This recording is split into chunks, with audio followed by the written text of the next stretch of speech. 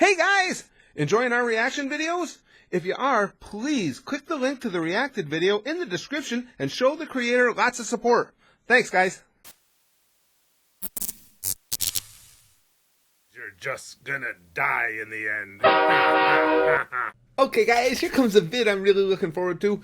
This is from our pal Nux Taku, and actually just last night Nux reached out to me on Twitter and told me that he had uploaded this video and thought it'd be something that I'd be interested in, and even more so interested in watching along with you guys. This is called The Fate of Every Uchiha in Naruto, Darkness of the Mangekyou Sharingan. Now, with too bad I can't say Sharingan.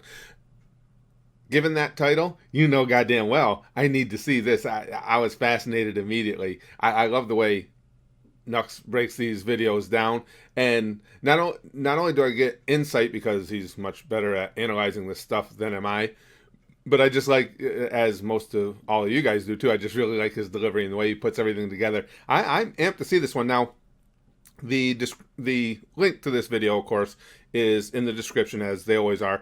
If you haven't had a chance to watch it yet, because Nux just uploaded this a couple days ago, if you haven't had a chance to watch it yet, please go watch it at Nux's site first, because again, I'm going to be giving my impressions and my thoughts, however vapid they may be, as we go, and speaking over the video and so on and so forth. So enjoy the video, see it, and then come and you can... I hate that fucking train, you guys. I really do. and then come on back and, you know, we can all talk about it together. But I'm really looking forward to this because, again, Darkness of the Mangekyou Sharingan. Oh, you had me at darkness. Let's go.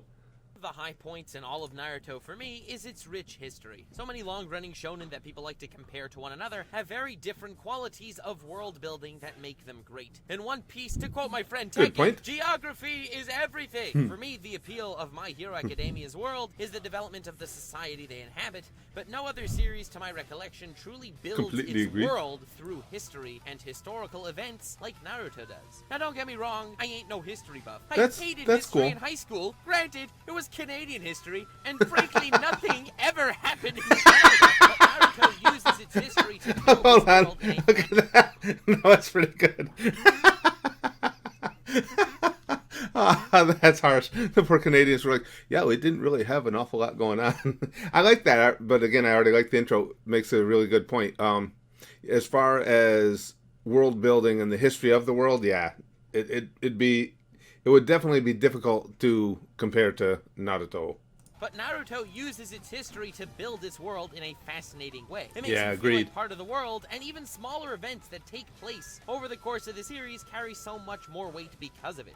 This is a topic I always was excited to cover ever since starting my channel, which is why it will be getting its own video, really delving into what makes the historical events truly great in regard to the world. He's so much fun to listen to. So feel free to subscribe until then. Today I'm going to be covering a topic that I find even more fascinating. History. In fact, it builds on the history we know and love, and that is fate in Naruto, and especially how it applies to the Uchiha. Now, because of the focus the Naruto series takes on history altogether, we understand the timeline to an extent, and we can see how in certain curious situations, history does seem to repeat itself. Indra and Ashura, the ancestors of the Senju and Uchiha, were once allies but turned on each other for the sake of power and control. And I like that part of the storytelling. Later, their descendants Hashirama and Madara were initially enemies, became allies, and then ended up enemies again, fighting to the death for the sake of power and control. And now welcome to present-day Naruto, where Naruto and Sasuke, also descendants of Indra and Ashura, were once allies, and despite being rivals, they were best friends.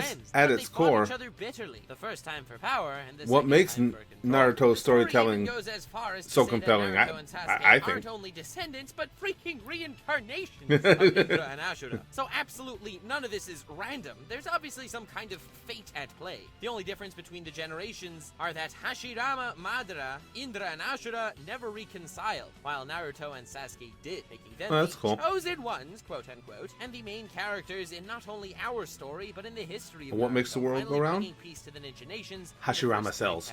And I'll get back to this point. So of course now they're fighting aliens. Yeah, this video will not really be covering Boruto for obvious reasons. But this preordaining of history is crucial to the story at so many points. The reason why Madara was such an effective antagonist was because he was hyped forever before he even showed up on screen. Firstly, we know the history, which is That's true, lit, because look and how hyped secondly, because of I was Sasuke. for him before I During the even first met him. Naruto versus You guys Sasuke had me bout in so the Valley of the End, charged up. we were made very aware of Madara. Naruto and Sasuke were standing on the statues of the two historical figures their own journeys constantly symbolized. And just like their predecessors, Sasuke went off the correct path to obtain power, and it was up to Naruto to stop It's funny seeing that again, the nostalgia of it, even though I just got through watching Naruto with you guys. But I remember this scene specifically and how you guys were telling me, especially because of my horrific memory, you guys were being so pointing out to me to make sure I remember where they are right now, what they're, where they are, what they're standing on. And I'm glad that you guys did, because we know about the whole memory chair shots.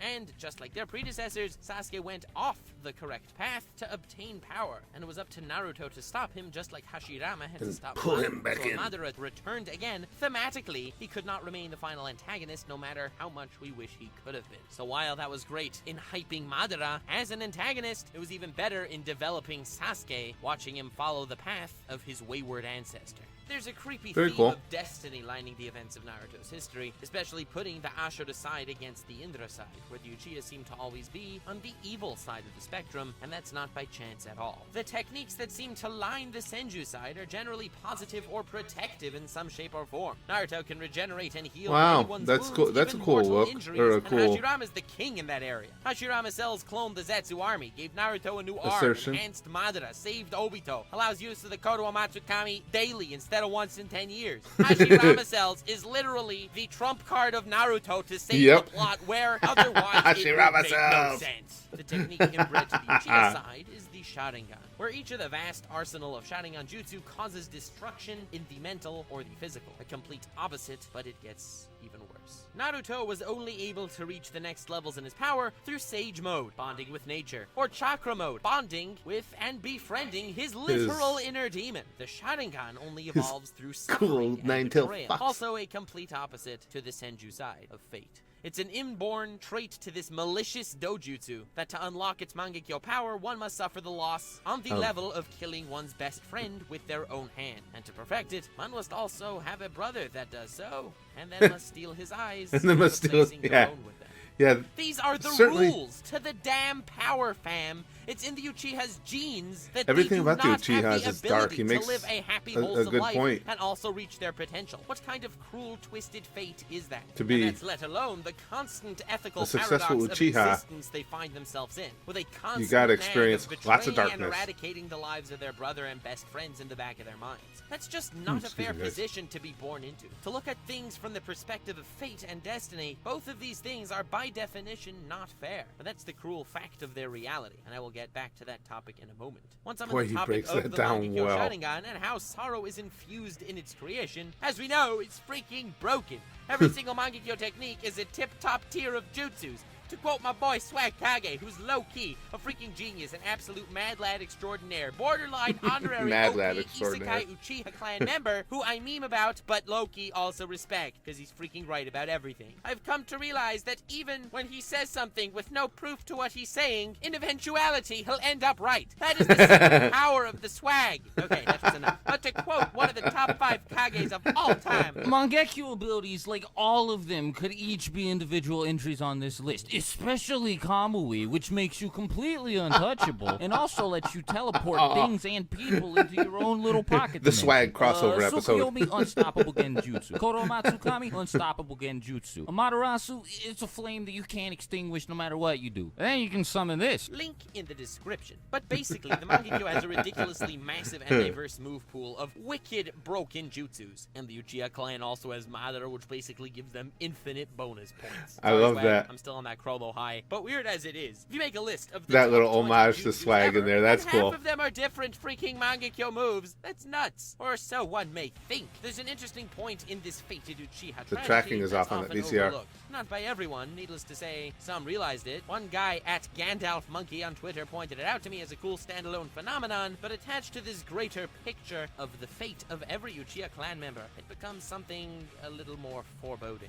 And I believe all of these variations of Mangekyou Mangekyou-only jutsus are different spin-offs of one individual power. So since the Mangekyou altogether can only be born through insane emotional trauma, all the individual jutsu are just different manifestations of the individual event that pushed them forward. Screw Fate, man. This is too sad, and screw you, Swagage, because cool. now I'm gonna start liking the Uchiha clan more too. Why is it that everything the swaggy bastard likes, I end up agreeing a few months later? First Crollo, and now the Uchihas. Damn it, I still like Pain more than Madara, and hopefully I see what he's saying. will not change. Anyway, back on topic. Well, in other words, when you on how the Mangekyou expressed itself in the various tragic evolve as an Uchiha, use it. First, Obito and Kakashi. the circumstances Obito's surrounding their Mangekyou Sharingan was evolution created by losing his love. have a lot to do with what you end up with as abilities. That's kind of cool. Dimensions to the point that despite being able to see him, he's unaffected by the physical world and by physical attacks. Obito lived his life as a ghost, presumed dead by all, and manipulating dozens of crucial events without getting his hands dirty.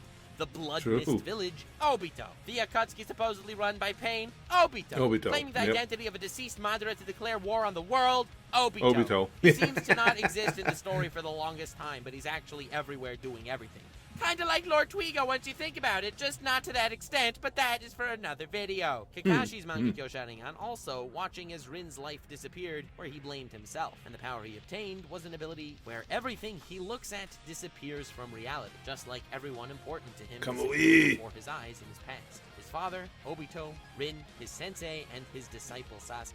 Itachi had 2 Mangekyou powers, one per eye. He was able to use Tsukuyomi, an ability that puts his target into a dream state where they experience a secluded infinite hell in their mind. While in actuality, it's a lie and nothing's happening to them. So too, Itachi That's really cool, though. That's one of the things that really hooked me into Naruto. Despite doing both for the greater good, he was regarded as a villain for both. He then made that his reality, sneaking into the Akatsuki, suffering through life as a villain living a lie. When in reality, he was a hero, suffering alone, without anyone to turn to. And in his other eye, he possessed the ability Amaterasu, an ability so powerful, I can never seem to pronounce it right. Now there's some fourth wall breaking JoJo right there. Yeah, I mean, Itachi is a wildly complex character. So while I intend to do a whole Will of Fire video eventually, I will be brief. But this black fire within each of us that consumes everything around us is hatred. And just like Amaterasu is never extinguished until it completely consumes its target, the hatred for Itachi felt by everyone, primarily his brother,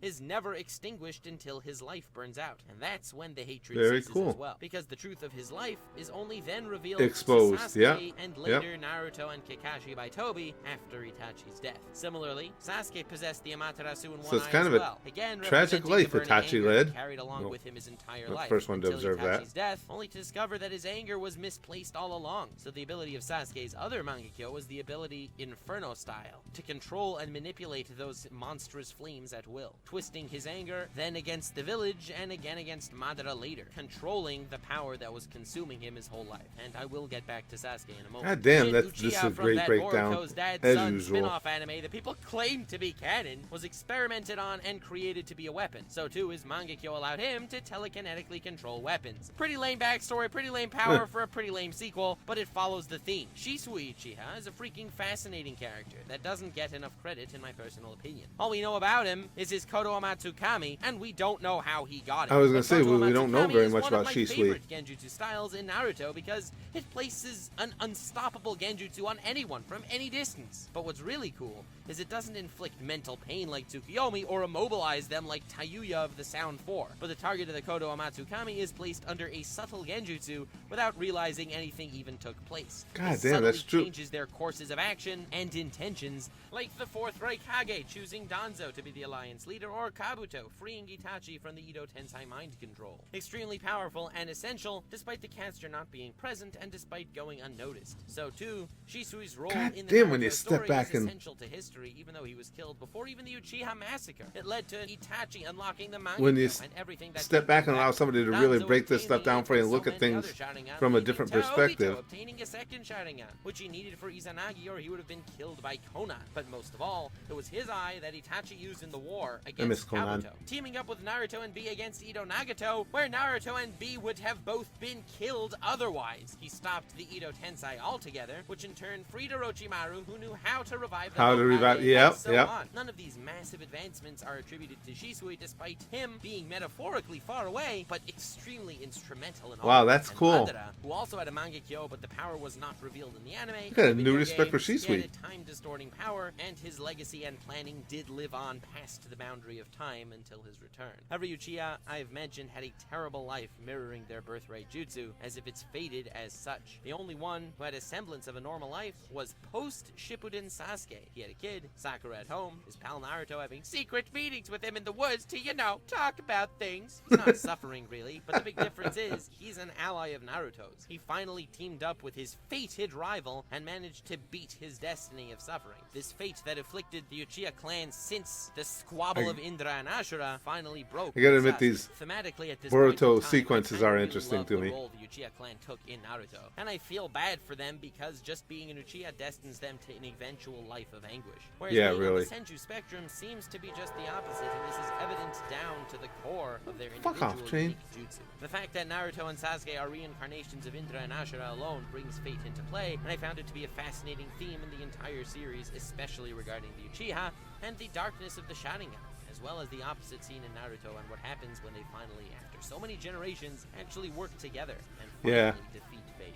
I'm happy to make this video When they come because together. I feel like this God was an damn. underlying theme to the entire Naruto narrative that I have not seen touched. So hey, I figured Yeah. why not touch upon it? Not in the weird way, of course. No, Feel free weird to way like is if good, you Nux. enjoyed, and subscribe if you want more. Also, let me know Over in the here comments your at thoughts on this. Special as Time of well the as Goose, we're all future about bad Naruto touch. or any anime content you would like me to make. Link in the description to my Twitter, to my merch, Really including well my done. Cuz Hashirama sells merch. Because as we know, Hashirama cells are the most powerful Impossible being because in the Hashirama Naruto sells. That's universe, good. to the point that they even go so Ain't that far the truth? to infect others. And also link in the description to my Patreon. All patrons are invited to the Discord server, and the help to the channel is really appreciated. I wanted to especially thank King Beat My Meat, Sage of Snake, Pop-Up, King Beat My Meat? Lazy Ronin, That's somebody I would Girthy hang Worm out with. Jin, Allison Stricker, JD Finchery, Laser, Sash, Frisky Dingo, Rari, MD, Praise Lord Girugameshu, Hugh, Billy Thompson, Salve Says, Zindergarten, Sergeant Malarkey, Divine Reigns, Miku, and TM Philly. I also wanted to thank I